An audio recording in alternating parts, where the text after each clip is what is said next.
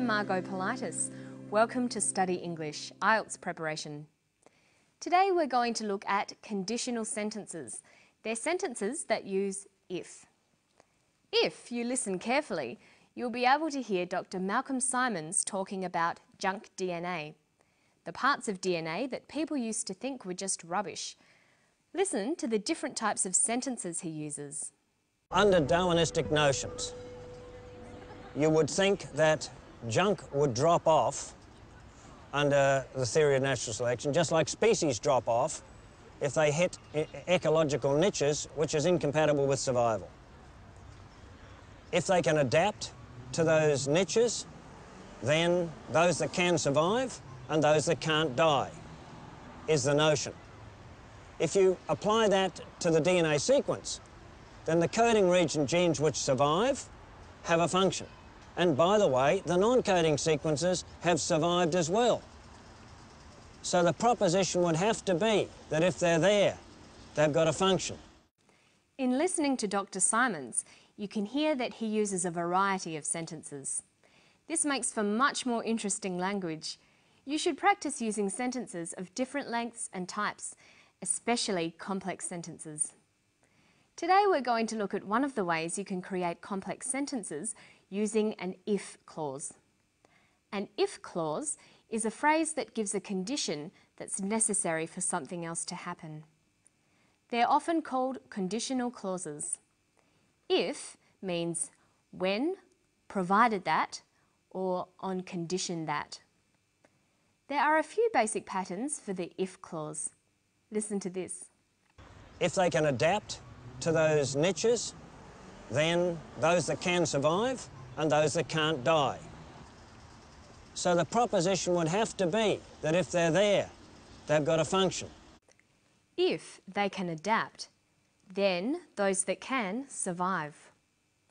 The pattern here is if, simple present tense verb, comma, followed by the word then. Then introduces a clause describing the consequences. Look at the second example in the extract. If they are there, they have a function. Notice that the then is left out in this example. Then is optional. He could have said if they are there, then they have a function. Let's look at some more. If you have a university education, then you have more opportunities. But the then is optional. You can leave it out. If you have a university education, you have more opportunities. Notice that this pattern can be reversed. You have more opportunities if you have a university education. We never include then when the pattern is reversed like this. Let's try with the example from the story. If they're there, they have a function.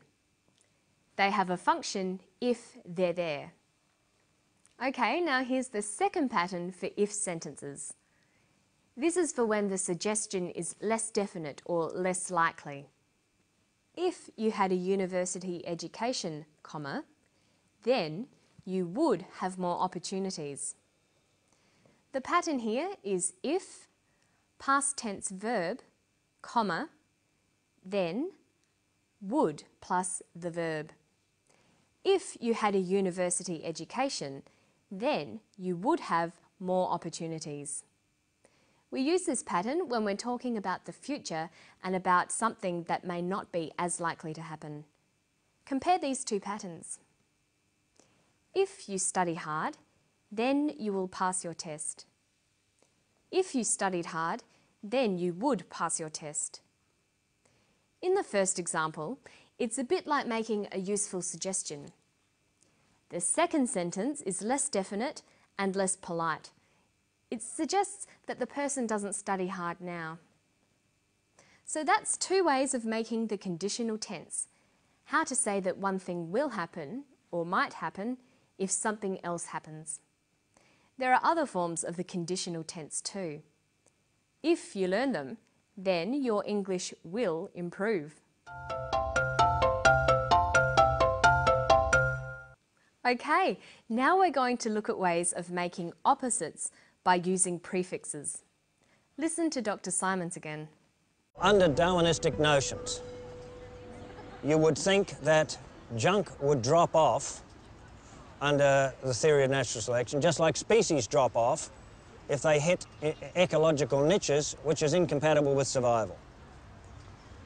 If they can adapt to those niches, then those that can survive and those that can't die is the notion.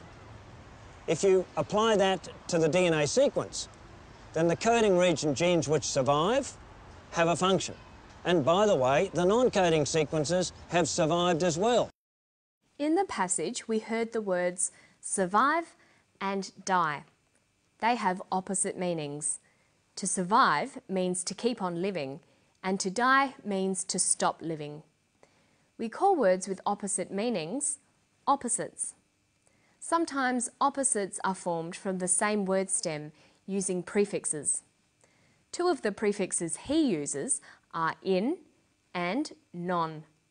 Listen. And by the way, the non-coding sequences have survived as well. He calls the junk DNA the non-coding sequences. Non-coding means not coding. Notice that we use a hyphen with the non prefix. Non usually forms adjectives. It means not in the group of. So we have non-European, non-Aboriginal, or non-government. Non can also just mean not, giving a negative sense to a word. Non-fiction, non-smoking, and non-stick. The prefix in is used with adjectives as well to make opposites. It forms words like insignificant, not significant, inexpensive, not expensive, intolerant, not tolerant. Another common opposite prefix is un. We can have unfair, unattractive, unusual, unnatural. But un can also be used with verbs. It means that an action is reversed. So we have undo, undress, or unbend. There aren't many rules about what sort of words take these prefixes. You'll have to learn most opposites one by one. A good way to do this is to try to find out the opposite every time you come across a new word. Finally for today, let's have a look at how you can form adjectives from people's names. Under Darwinistic notions, you would think that junk would drop off under the theory of natural selection. He says under Darwinistic notions. Darwinistic here is an adjective, but it's got a capital letter. Do you know why? Well, that's because it comes from the name Darwin, referring to Charles Darwin, who developed the theory of natural selection. But it's got two suffixes, ist and ick.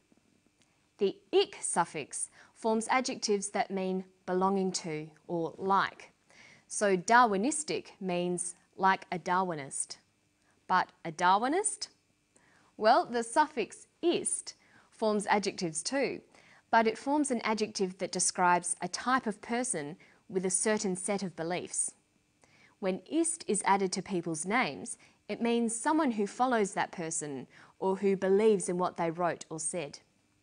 So we can have a Darwinist, someone who believes in Darwin's theories, or a Marxist, someone who follows the writings of Marx, or a Buddhist, someone who follows the teachings of the Buddha. Well, we're out of time for today. Remember to watch out for those opposites and try using if clauses. See you next time. Bye-bye.